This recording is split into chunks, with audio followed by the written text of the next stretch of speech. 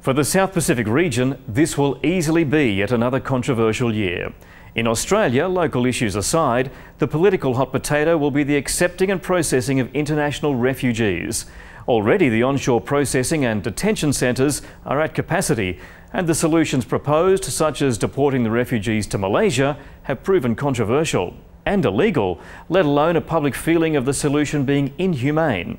Previously, offshore processing on the tiny island nation of Nauru was popular with that nation. However, the facilities were eventually uncovered by the media as being significantly substandard, none of which has stopped the people smugglers shipping poor unfortunates to this country in leaky boats.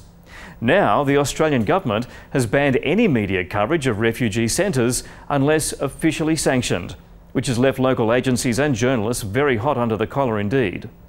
Environmentally, this will be yet another significant year, especially for those tiny island populations such as on Tuvalu and Tokelau.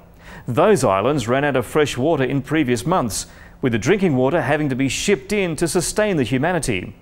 And Papua New Guinea will no doubt also remain in the news, as continued constitutional changes could lead to what some have described as the ungovernable remaining ungoverned. Speaking of which, Fiji looks to restoring further democracy with the lifting of some public emergency regulations. Free and democratic elections have been promised, but not this year. In Australia, we'll continue to suffer the bickering of the local political divide, which now seems wider than ever, challenged by our predisposition for natural disasters and backpacker tourists who go missing or swim at beaches where they shouldn't.